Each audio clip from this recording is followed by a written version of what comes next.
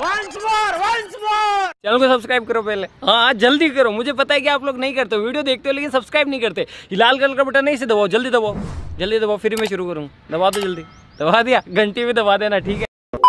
आपण elite motion app open करून घेतला। एलाइट मोशन ॲप ओपन करून घेतल्यानंतर मित्रांनो तुम्हाला जे काही दोन प्रोजेक्ट तुमच्या एलाइट मोशनमध्ये इम्पोर्ट करून घ्यायचे आहे। बघू शकता हे दोन जे काही प्रोजेक्ट आहे तुम्हाला तुमच्या एलाइट मोशनमध्ये इम्पोर्ट करून घ्यायचे आहे। इम्पोर्ट केल्यानंतर सर्वात पहिले आपल्या बिटमॅप प्रोजेक्टकडे जायचं आहे। बिटमॅप प्रोजेक्टकडे आल्यानंतर मित्रांनो तुम्ही बघू शकता तुम्हाला अशा प्रकारचा काही इंटरफेस दिसेल। तर मित्रांनो सर्वात पहिले आपल्याला काय करायचं, सुरुवातीला यायचं। सुरुवातीला आल्यानंतर इथे प्लस आयकॉनवर क्लिक करून इथे आपल्याला गाणं ॲड करून घ्यायचं। जर मित्रांनो तुम्हाला माहीत नसेल तर आपण मित्रांनो गाणं जे काय ते ऑल मटेरियलमध्ये देत असतो, त्यामुळे व्हिडिओ पूर्ण बघा। आणि मटेरियलला दोन स्टेपमध्ये पासवर्ड आहे। तर मित्रांनो तुम्ही बघा, व्हिडिओ एकदम छोटी होणार आहे, त्यामुळे पासवर्डसुद्धा तुम्हाला लगेच दिसून जाईल। ओके, बघू शकता मी गाणं जे काय ते ॲड करून घेतलेलं आहे। गाणं ॲड केल्यानंतर मित्रांनो आता तुम्हाला काय करायचं, तुमचा जो काही मॉडेलचा फोटो असेल तर तुम्ही इथे अशा प्रकारे झूम करून तुमच्या पद्धतीने ॲडजस्ट करायचं आहे।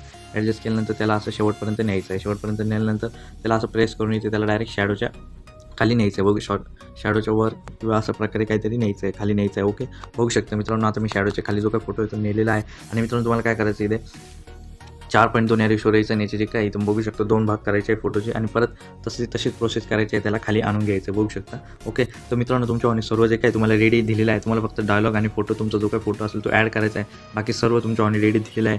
त्यामुळे आपल्या चॅनलला अजून तुम्ही सबस्क्राईब केलं नसेल तर चॅनल सबस्क्राईब करा आणि व्हिडिओला नक्की लाईक करा।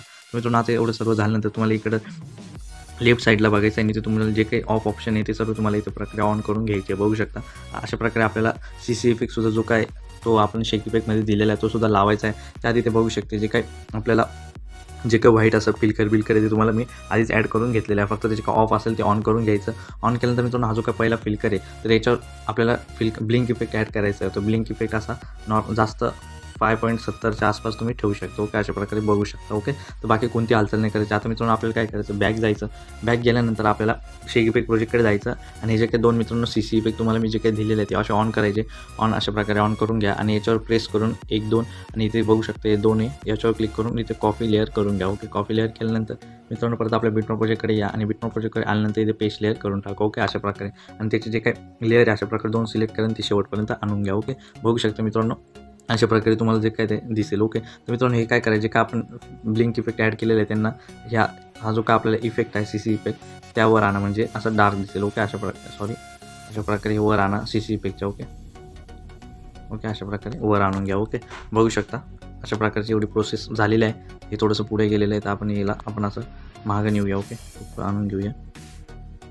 ओके, बघू शकता मित्रांनो आता फोटोसुद्धा आणि CC इफेक्टसुद्धा ॲड केलेला आहे। आता आपल्याला डायलॉग असा कडक असा ट्रेंडिंग डायलॉग आहे हा सुद्धा आपण असा ॲड करून घेऊया। ओके, असं याला खाली आणायचं, छोटं करून घेऊया, आणि इथे खाली आणून असं इथे मध्यभागी तुमच्या फोटोच्या ॲडजस्टनुसार तुम्ही इथे असं त्याला सेट करू शकता। ओके, बघू शकता अशा प्रकारे मी सेट केलं आहे। आणि इथे बॉर्डर अँड शॅडोवर जाऊन इथे खाली शॅडो ऑप्शनवर जाऊन त्याला सुद्धा थोडा शॅडो द्या, आणि मित्रांनो त्याला आपला असं CC इफेक्टच्या मागे टाका। ओके, बघू शकता, आणि त्याचीसुद्धा ड्युरेशन जे आहे ती व्हिडिओच्या पूर्ण लास्टपर्यंत ठेवून घ्या। ओके, बघू शकता अशा प्रकारे। ओके, तर मित्रांनो आता काय करायचं, बॅक जायचं, आपल्या शेक इफेक्ट प्रोजेक्टकडे जायचं। शेक इफेक्ट प्रोजेक्टकडे गेल्यानंतर पहिला जो काही इफेक्ट आहे तो तुम्हाला कॉपी करून घ्यायचा। ओके, कॉपी केल्यानंतर आता मित्रांनो परत बॅक जायचं, बिटमॅप प्रोजेक्टकडे यायचं।